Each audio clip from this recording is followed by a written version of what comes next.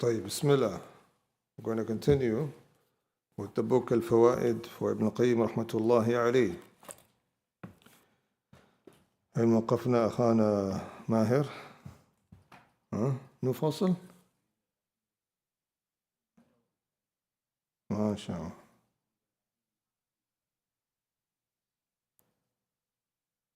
I thought we started at the beginning. لا بس. وهذه حال أكثر النفوس مع هذا العدو.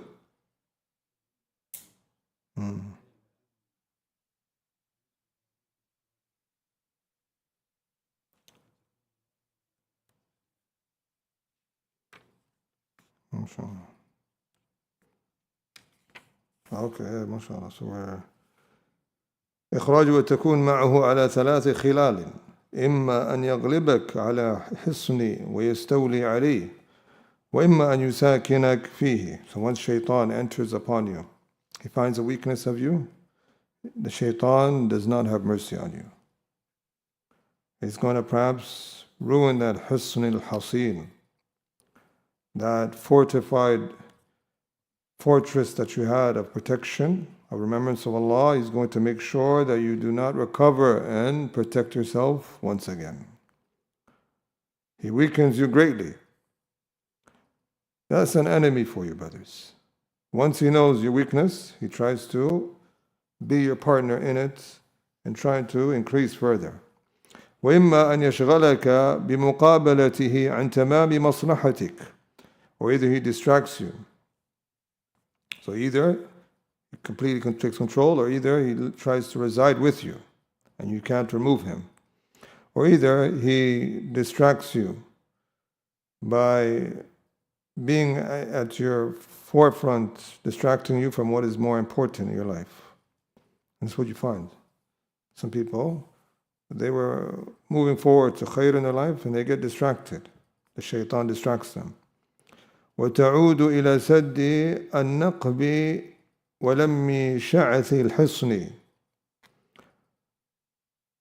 وإذا دخل نقبه إليك أو نقبه إليك نالك منه 3 آفات: إفساد الحصن، والإغارة على حواصله وذخائره، والدلالة السراق من بني جنسه على عورته، فلا يزال يبلى منه بغارة بعد غارة حتى يضعف قواه ويوهن عزمه. A nice book about the plots of the devil. It's a book called Makaidu al-Shaytan. There's a book title of that. Makaidu al-Shaytan. A book that a modern day author wrote, and he benefited from Ighathatu Lahfan. Ibn Qayyim has a book speaking about the Masa'id, the plots of the devil. Also Ibn Jawzi, Talbis Iblis, speaks about the deception of the shaitan. So they said, if this is an enemy that is plotting upon you day and night, you need to be fully alert about his plots. You should be reading these books. And like in that book, it made it simplified. It made it plot after plot. And we once covered it. We taught it with some of the brothers. I'll give you, like, for example, his first plot. If he doesn't work with this, he resorts to this plot. And if he fails with this plot, then he moves up to plot 3. And he gives it a numbering level, mashallah. So I taught it one time at Dar Hijrah Mosque. Inshallah, we go over to some of the benefits. If we go and get some of them, we can read some of the parts. طيب. So this is the shaitan. He has 3 defects.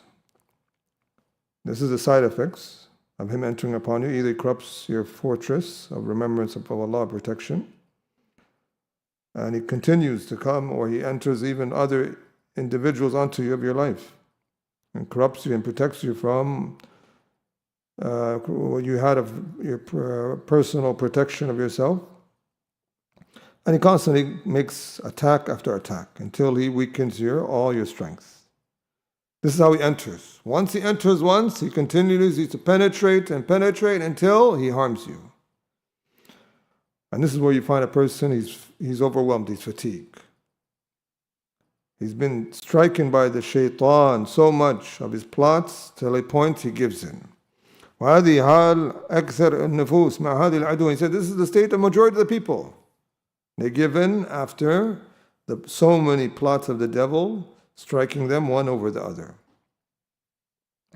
ولهذا تراهم يسخطون ربهم برضا أنفسهم بل برضا مخلوق مثلهم. برضا مخلوق مثلهم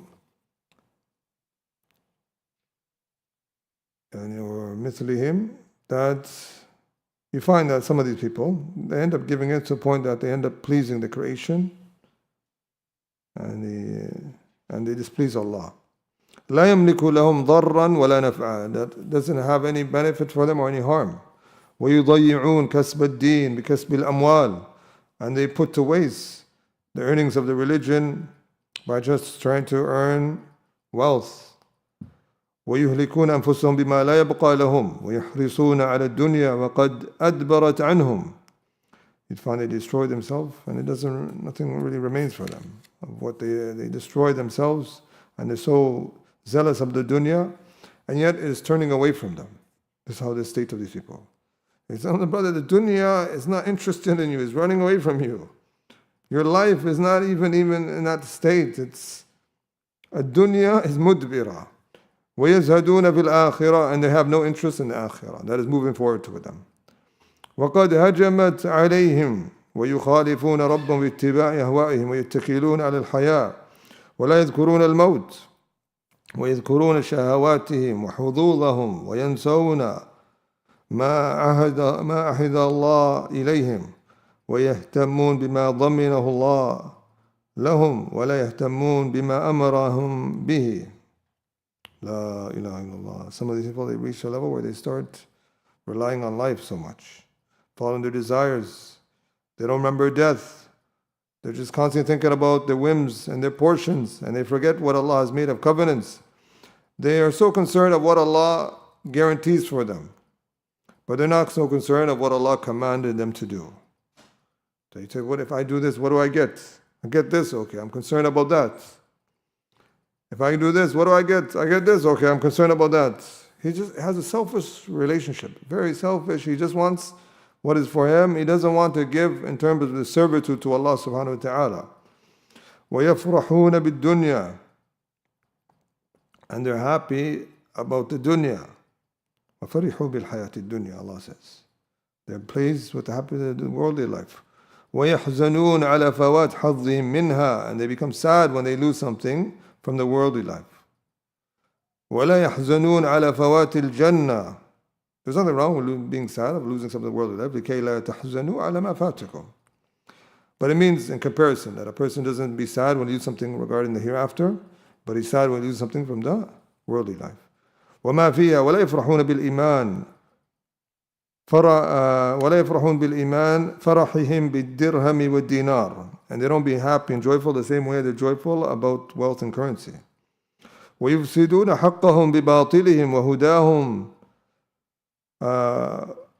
وهداهم بضلالهم ومعروفهم بمنكرهم ويلبسون إيمانهم بظنونهم ويخلطون حلالهم بحرامهم, and they corrupt their rights that they have with falsehood, and the guidance with misguidance, and goodness that they know to something they don't recognize, and they mix the iman that they have with assumptions, and they mix halal with haram.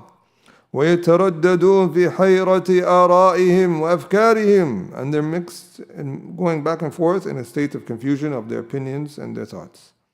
وَيَتْرُكُونَ هُدَى اللَّهِ الَّذِي أَهْدَاهُ إِلَيْهِمْ, and they leave the guidance of Allah that Allah has gifted them. وَمِنَ الْعَجَبِ أَنَّ هَذَا الْعَدُوَّ يَسْتَعْمِلُ صَاحِبَ الْحِصْنِ في هدم حصنه بيديه يخربون بيوتهم بأيديهم. Brothers, the shaitan, such an enemy that makes you destroy what you have worked so hard of good deeds with your own hands. That's why sometimes the greatest enemy to man is his own self. And the man is his greatest enemy, because he can destroy everything what he worked hard for at his own hands. And that is the most remorseful of situations. So these are the words that we wanted to go over And as if he's speaking about one of us, of this modern day. Chasing after the dunya, and it is perishing away, right before you. The person's getting older, things are less and less things of opportunities, trials and tribulations, life is becoming harder. He's not getting all these signs. And he's still running away from that which is moving forward to him. Signs of old age, signs of death coming near, more signs of the akhirah right before him. Maybe his best friend passes away, closest family member, yet he's still in a state of heedlessness. Little remembrance of death, and so much remembrance of lust and whims. So concerned of what he gets of goodness of this world, but little concern of what he gets in the hereafter. Little concern of his duties and his relationship, of what Allah thinks about him. He's more concerned about what he thinks about the religion, of what he gets of interest. His joy is his dunya. This is the affair. Allah says, وَفَرِحُوا بِالْحَيَاةِ الدُّنْيَا. He's pleased about the worldly life.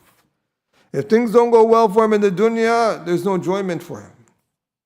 His happiness is restricted to this worldly life. And this is how the shaitan got the best of a person. And this is a good parable because a lot of the narrations, it mentions the devil entering a home. And a home, once he enters it, he positions himself not to leave. In other words, he tries to create a state where he's there to harm the individual, not only himself, but the people that are with him in that place. We ask Allah subhanahu wa ta'ala, salamat wal afiyah. We end with this amount. Subhanakallahumma bihamdik, nashhadu an la ilaha illa anta, nastaghfiruka wa natubu ilayk. Jazakumullah khairan. Wal mu'adhdhin yu'adhdhin.